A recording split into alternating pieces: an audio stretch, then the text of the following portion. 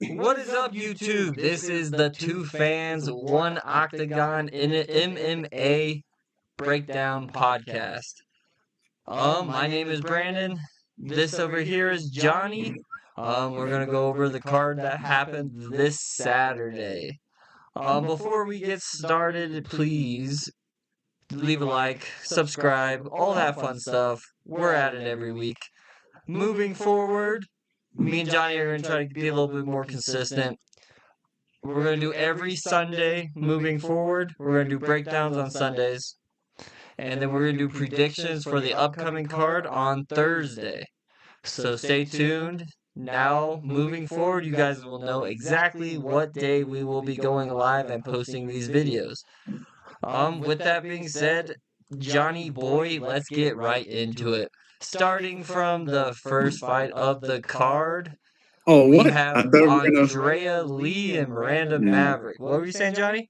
I thought we were going to go from the main event down, but we can start with the prelims. All right. Do you want to start or you want me to start? You can take this one. Of course. Okay. So, women's flyweight bout, Andrea Lee, Miranda Maverick. Honestly, this was just, to layman's terms, I'm going to say this just came down to the age and output. No one really had the other one in like a super dangerous position. Miranda Maverick did look pretty good though. Landed some combos, good output. Kind of just overwhelmed Andrea Lee, and that third round, it kind of looked like Andrea like gassed out, and she needed a win. She needed to win the third round, but she just was out of gas. Got took down, and yeah, Miranda Maverick won pretty easily, in my opinion. Decision. What? I don't know what else to say, brother. I feel like you did. Did you even watch this? I did, dude. I did. I was in and out of sleep watching it, but this was dude. What do you have?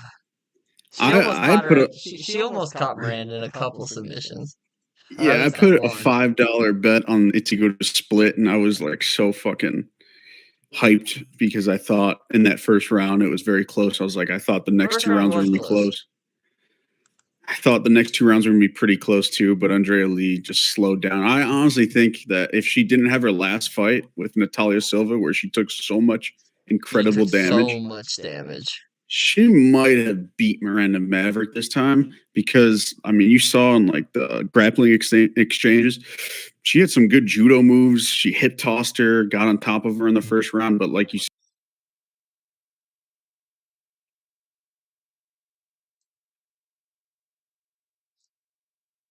one second, we're gonna try to get Johnny back. But yeah, we're kind of in agreement here. Andrea Lee kind of gassed out towards the end. And yeah, Miranda Maverick came out with the win. Probably, I think Andrea Lee, I think was number 15 going into this fight.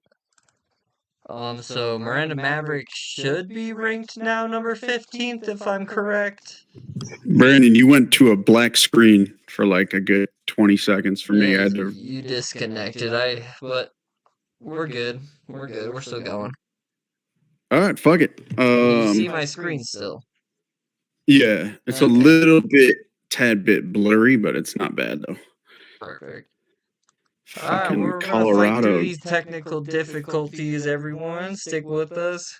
You're here for what we say, not not the quality. So suck it up, buttercups. Where the fuck you live? Third world country, Brandon? Jesus. Dude, my stuff is good. You disconnected from me. Your shit is ass. Golly. Boy. Hey, everyone who's watching, put in the comments. We all know it's Johnny. Watch our previous videos.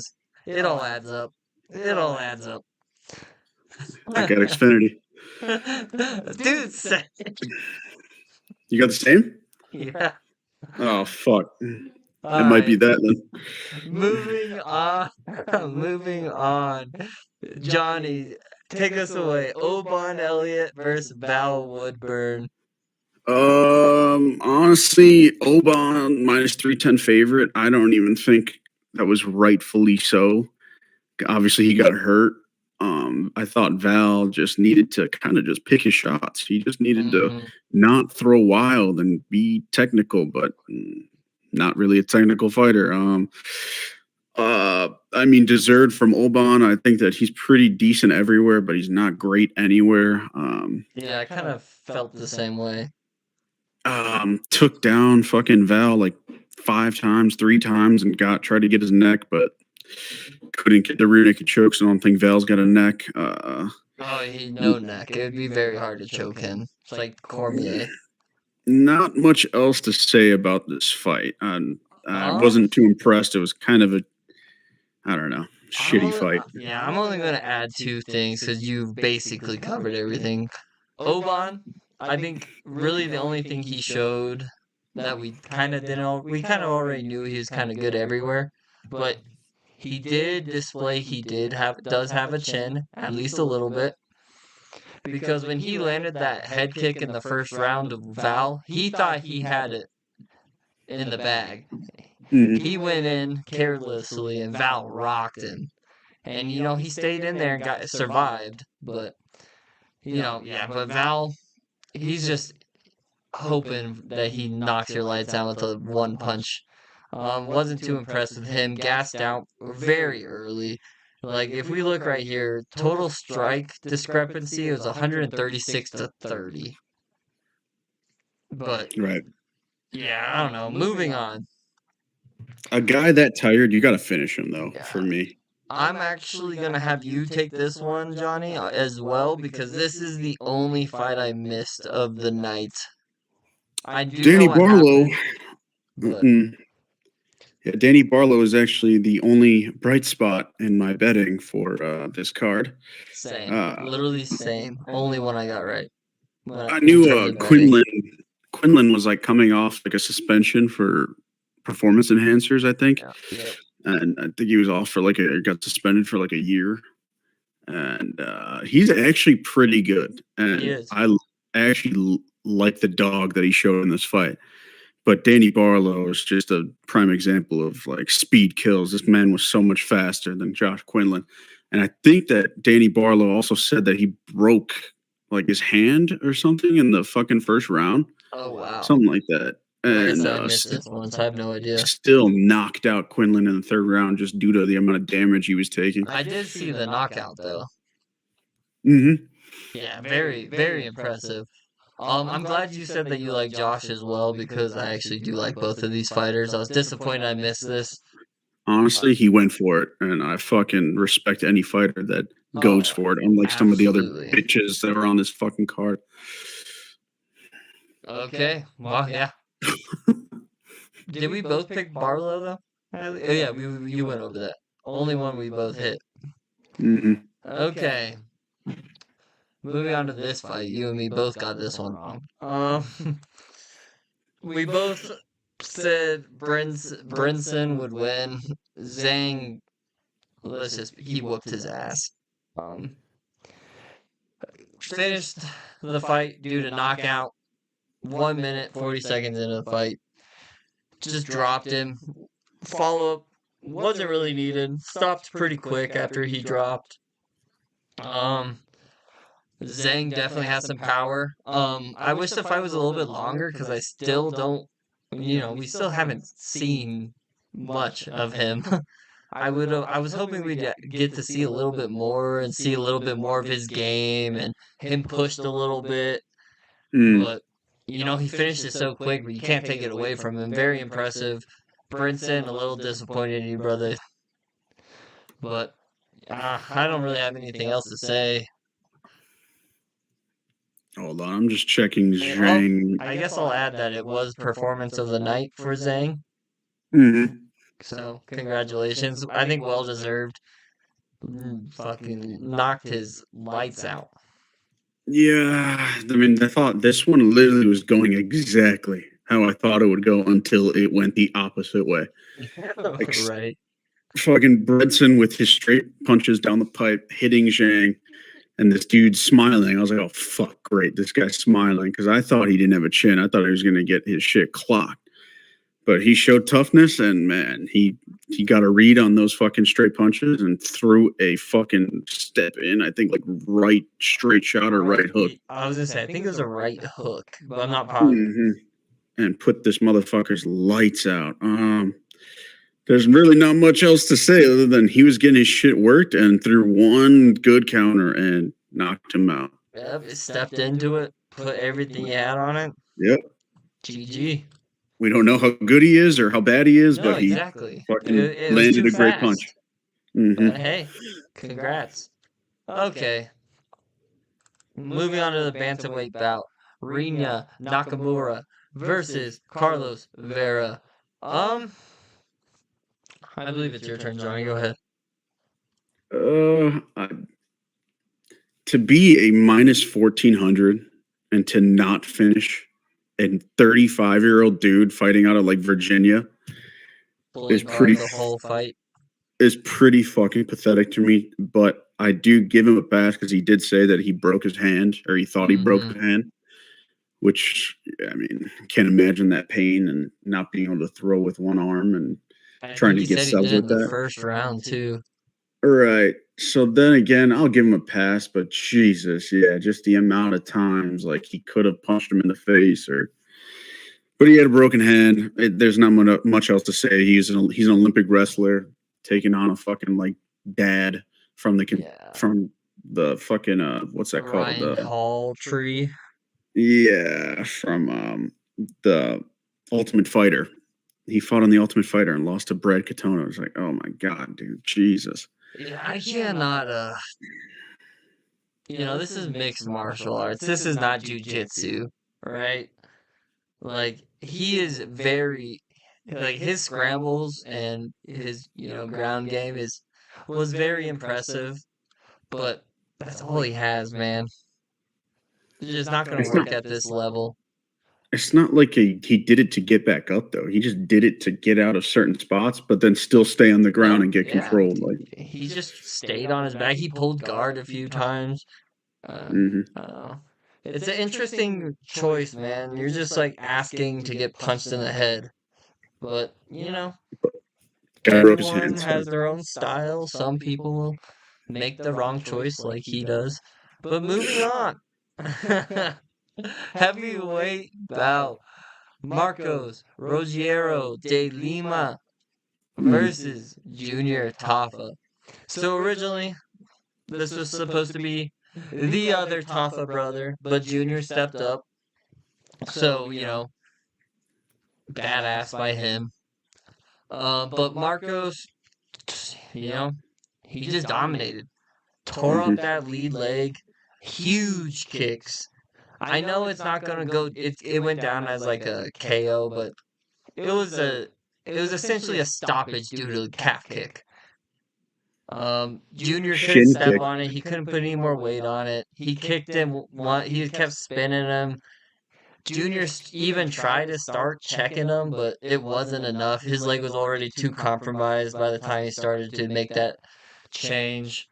But honestly, Marcos, he looked good. He impressed me quite a little bit.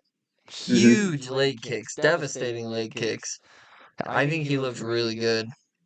Junior, big guy, short notice. I don't want to tear him in too hard because he did step up with like 2 days notice. So, thank you. Very badass of him, but that's a tall ask for 2 days notice. I got really nothing else to add other than I think Marcos is a pretty good fighter, even though a lot of people like to shit on him. He's got insane leg kicks, and I think that if he fights Derek Lewis, like he'll beat him at least 7 out of 10 times because he could take him down or leg kicks. Derek Lewis just has the ultimate, tiebreaker, just the one punch knockout. I still respect Junior Tafa for taking that leg kick and literally staying in there an entire fucking round Oh, and a half absolutely. and trying to get the knockout, but obviously you can't fucking do shit when your leg's fucked up like that. So No. I think that was his second loss. He was 5-1 in the UFC going into that. 5-2 now. I'm curious to see what they do with both of the Tafa brothers moving forward. But, they're always a fun watch. They swing hard, they swing for the fences. Always fun. Okay. Now this was a good fight. Women's strawweight bout, fight of the night. Amanda Lemos, Mackenzie Dern. Take us away, Johnny. man, fuck this fight, dude. Oh my god, man.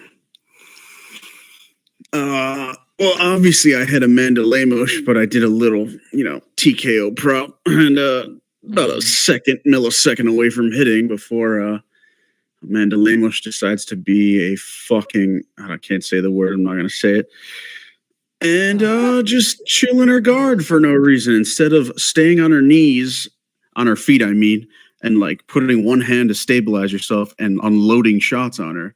You decided to like fucking go in her half guard.